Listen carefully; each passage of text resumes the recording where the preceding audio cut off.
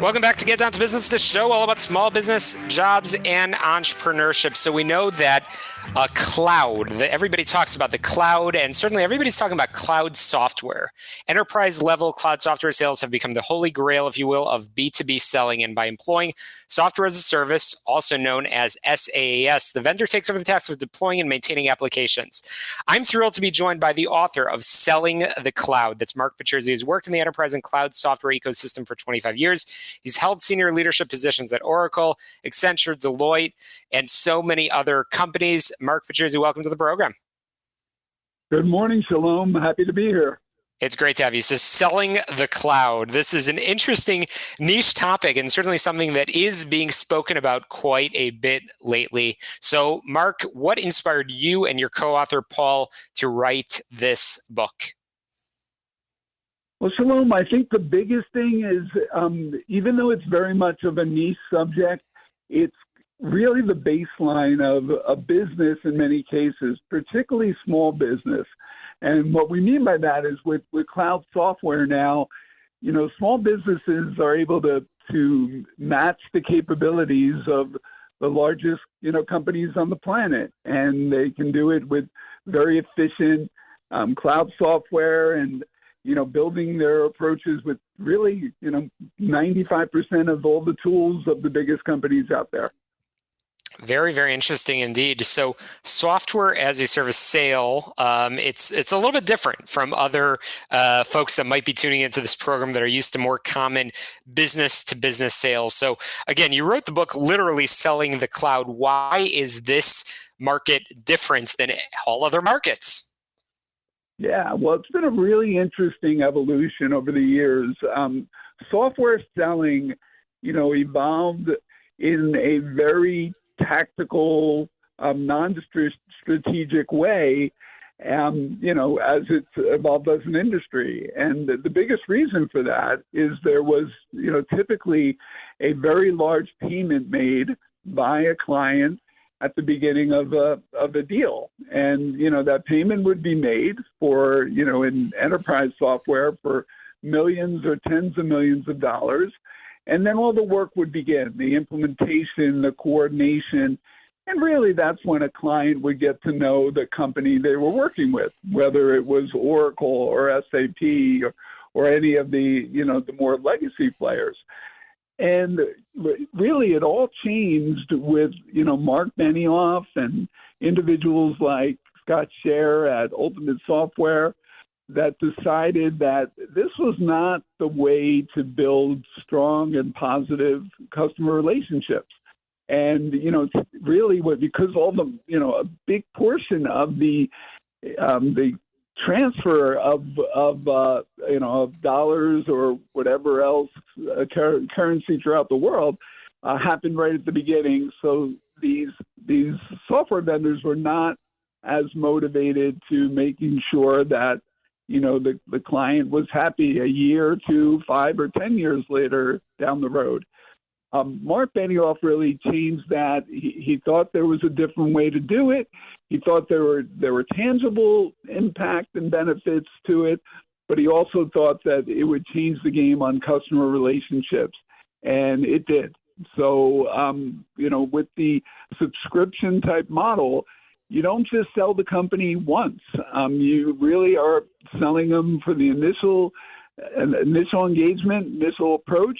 And then you really have to make sure you're delivering on that customer success promise every month, every day, and what has happened is these relationships have gotten much larger. There are still, Salesforce as a company has been around 20, 21 years, and there are, many, many clients, large and small, that signed up in the early years with Mark and his team and are still clients today and still happy clients today.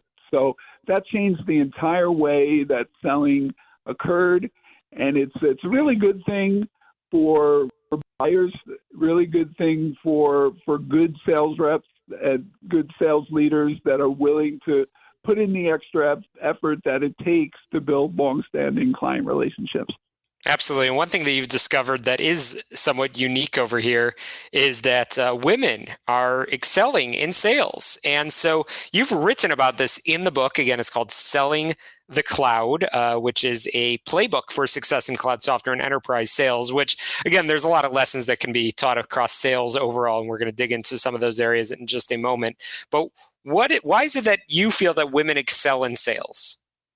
Yeah, well, the good news there is women excel in lots of things, and but sales is a specialty, and really it comes down to the type of relationships that women build on average versus men, and of course there's examples of men who do this really well, and there's examples of women who don't do it really well.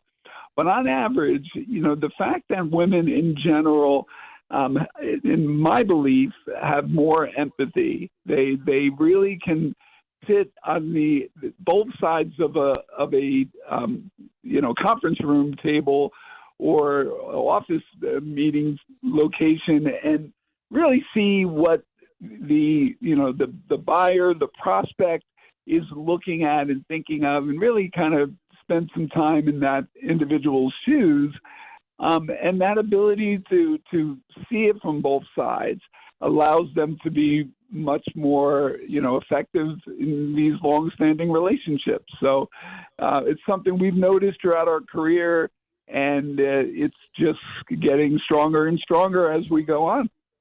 That's wild. That's great. That's fantastic. And I appreciate you highlighting that over here. So again, as promised, we're chatting with Mark Petruzzi, who has literally written the playbook on cloud sales, but there are a lot of commonalities in sales, something that you and your co-author, Paul, who also has quite a bit of experience, have highlighted. What are some of the three most powerful sales strategies? Well, I think the way sales works, particularly in this long-term cloud software type of relationship. And by the way, this is happening in lots of other industries and other spaces as well, where these cloud long-term customer success based relationships are becoming the norm. And there are lots of industries, medical device and areas of electronics that have moved towards what is called XaaS.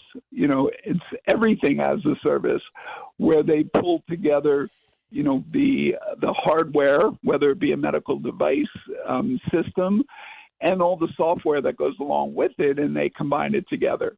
So the relationships and the structure matters. The sales strategies to get this right really comes down to making sure that there is a real understanding of the problems that a prospect has, and a real strong positioning of how the software or other product solves those problems. And when it comes down to that kind of baseline, it's easy to move a deal forward when you're bringing that type of capability and solutions to a new prospect, a new client. The second part of it ties back to what has started again in software, but has moved into other industries, and that's the mindset of customer success.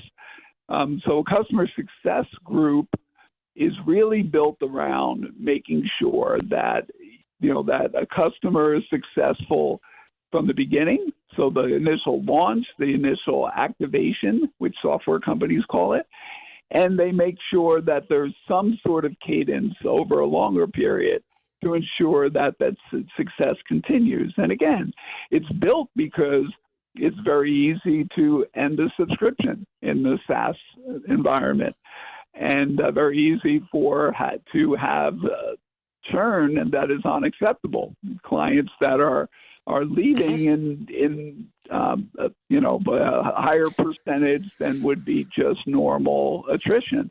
Absolutely. Mark, we're going to have to leave it there because we are out of time. Again, I've been chatting with Mark Petruzzi, who's worked in the enterprise and cloud software ecosystem for 25 years and is written the book in Selling the Cloud, a playbook for success in cloud software and enterprise sales. Mark, how can we get in touch with you and pick up a copy of the book?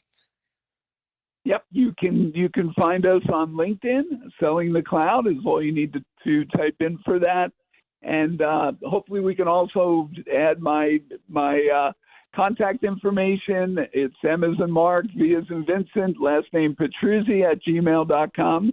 Best way to get Fantastic. Well, we'll share that in the show notes as well. Mark Petruzzi, thanks so much for sharing your expertise with us. That's a break for us. We've got to squeeze in a quick headline commercials. We'll be right back on the show all about small business, jobs, and entrepreneurship.